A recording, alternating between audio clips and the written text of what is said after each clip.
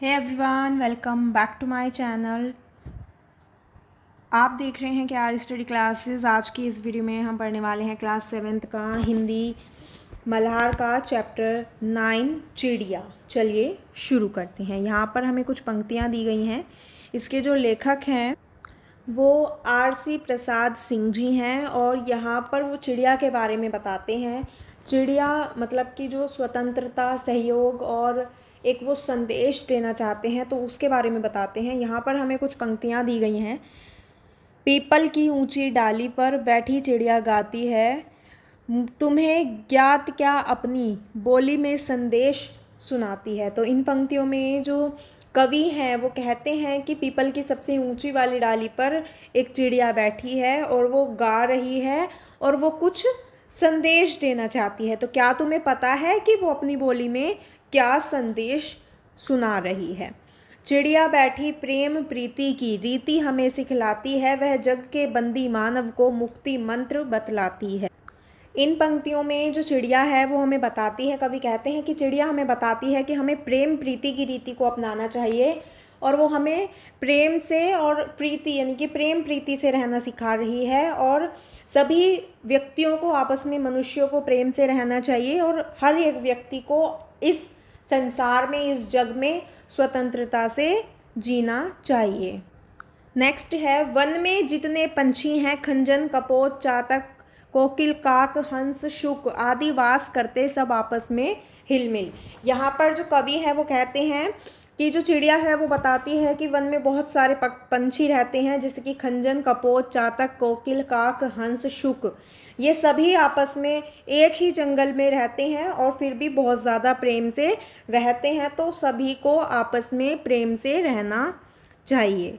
सब मिलजुल कर रहते हैं, वे सब मिलजुल कर खाते हैं, आसमान ही उनका घर है जहाँ चाहते जाते हैं। इन पंक्तियों में जो कवि है वो कहते हैं कि सब जो हैं, सभी पंछी पक्षी आपस में मिलकर रहते हैं और मिलजुल कर ही रहते हैं, मिलजुल कर ही खाते हैं और आसमान जो है वो उनका घर है।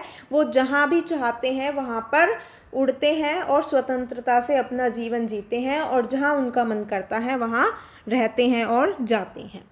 नेक्स्ट है, रहते जहाँ वहाँ वे अपनी दुनिया एक बसाते हैं, दिन भर करते काम रात में पेड़ों पर सो जाते हैं। तो इन पंक्तियों में जो कवि हैं वो कहते हैं कि जहाँ भी कोई भी पंछी पक्षी रहता है, तो जहाँ भी कोई पक्षी रहता है वो जाता है और वहाँ पर वो अपनी एक अलग दुनिया, अपना एक अलग घर बनाता है। तो जो पंछी हैं वो अपना जहाँ भी जाते हैं वो अपना घर बनाते हैं, अपनी एक अलग दुनिया बसाते हैं और दिन भर काम करते हैं, रात में वो पेड़ों पर सो जाते हैं या आराम करते हैं।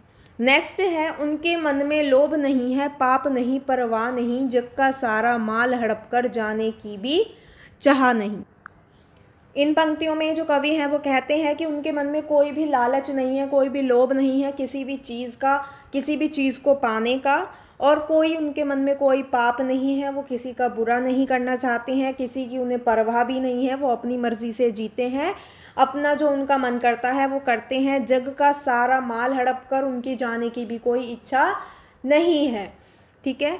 नेक्स्ट है, जो मिलता है अपने श्रम से उतना भर ले लेते हैं, बच जाता तो औरों के हित उसे छोड़वे दे देते हैं।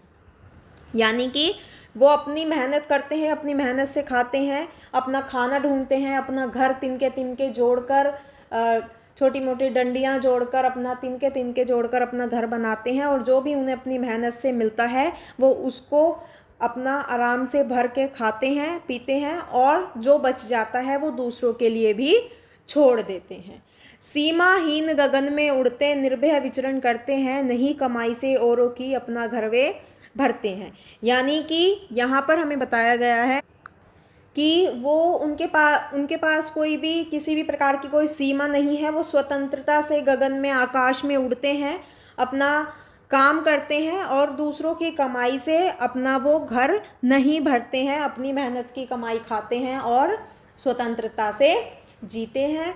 और यहाँ पर ये हमें बताता है कि हमें हमेशा आज़ाद रहना चाहिए और लेकिन हमें दूसरों की कमाई नहीं खानी चाहिए, या जो मतलब कि अपनी मेहनत की ही कमाई खानी चाहिए।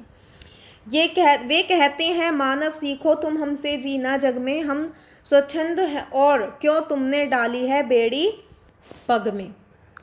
वो कहते हैं कि मानव तुम हमसे जीना सीखो, किस तरह से हम जग में स्वतंत्रता से रहते हैं, और तुमने अपने पग में यानी कि अपने पैरों में बेड़ियां क्यों डाली हैं, तुम अपनी इच्छा के अनुसार खुशी से और स्वतंत्रता से क्यों जी नहीं रहे हो।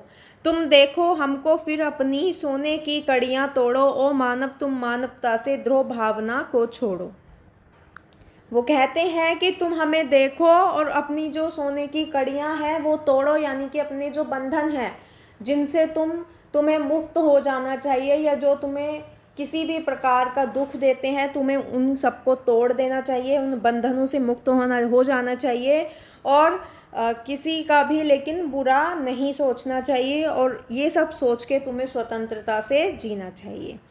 पीपल की डाली पर चिड़िया यही सुनाने आती है, बैठ घड़ी भर हमें चकित कर गाकर फिर उड़ जाती है। यहाँ पर जो कवि हैं वो कहना चाहते हैं कि जो चिड़िया है वो पीपल की डाली पर आकर बैठती है, और जब वो पीपल की डाली पर आकर बैठती है तो वो हमें यही सुनाने के लिए वहाँ पर आती है, वहाँ पर पीपल की डाली पर बैठती है, वहाँ वो कुछ देर कुछ घड़ी बैठती है और हमें वो सब सुनाकर हमें चकित करके गाकर और फिर उड़ जाती है।